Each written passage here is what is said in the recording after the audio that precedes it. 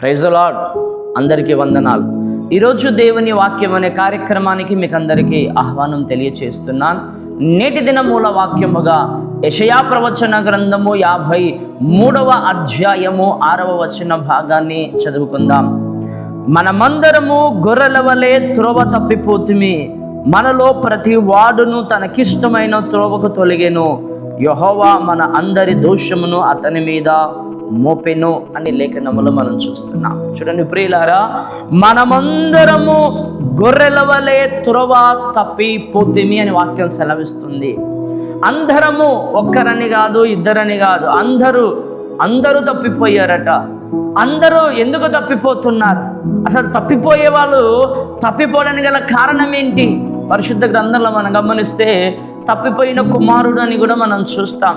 లూకా సువార్త 15వ అధ్యాయం అందరికీ తెలిసింది. తాను తప్పిపోవడానికి గల కారణం ఏంటి? పరిశుద్ధ గ్రంథంలో చాలా మంది తప్పిపోయినటువంటి వారు ఉన్నారు. ఆ తప్పిపోవడానికి గల కారణం ఏంటి? ఈరోజు మనం తప్పిపోవడానికి గల కారణం ఏంటి అనే విషయాన్ని గమనిస్తే వాక్యం సెలవిస్తుంది కదా, ప్రతి వాడును తనకిష్టమైన త్రోవను ఎన్నుకున్నాడట.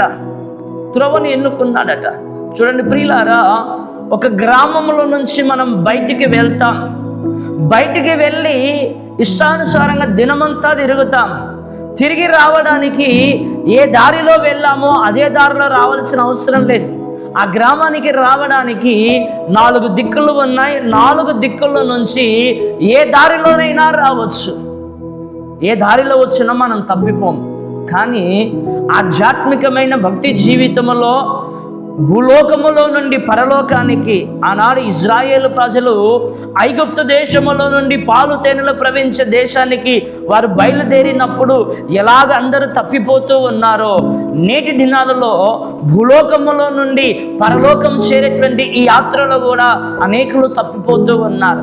ఈ తప్పిపోవడానికి గల కారణం ఏమిటి అంటే, యేసు చెప్పిన మాటను మరచారు. యేసుక్రీస్తు వారు అన్నాడు కదా, ఇదిగో నేనే మార్గమును, నేనే దారి అన్నాడు.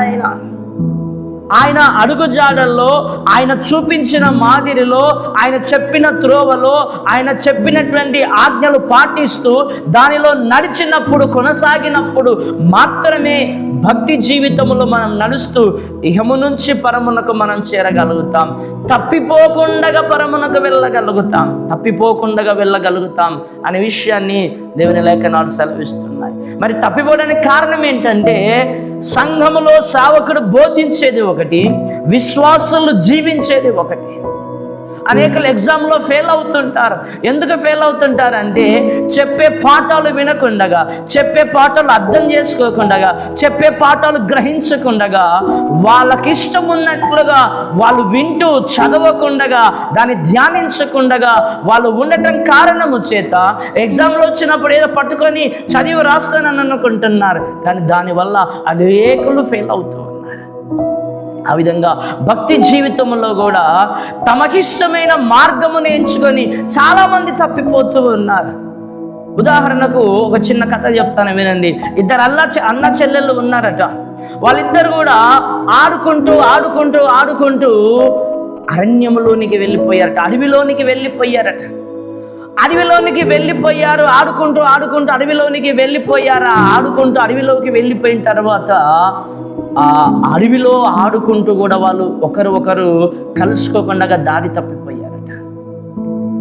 అన్నేడి అని చెల్లయ్యేదని అల్లలు అన్న ఇద్దరు వెతుకుతూ తిరుగుతూ ఉన్నారు.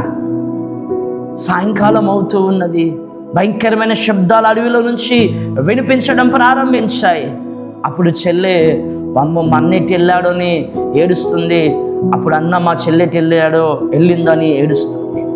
అయితే చెల్లి ఏదేమైనా నేను వెళ్తాను, తిరిగి అన్న ఇంటికి వెళ్ళిపోయాడేమో అని ఆలోచన చేసి ఆమె వెళ్తూ ఒక ఆలోచన చేసింది. ఏం ఆలోచన చేసిందంటే, తన మెడలో ఉన్నటువంటి ఆ గొలుసుకున్నటువంటి ఆ చిన్న ఎర్ర కలర్, రెడ్ కలర్ ఉన్నటువంటి ముత్యాలు ఏవైతే ఉన్నాయో గొలుసుది, అవి తీసుకొని ఒక్కొక్కటిగా పాడేసుకుంటూ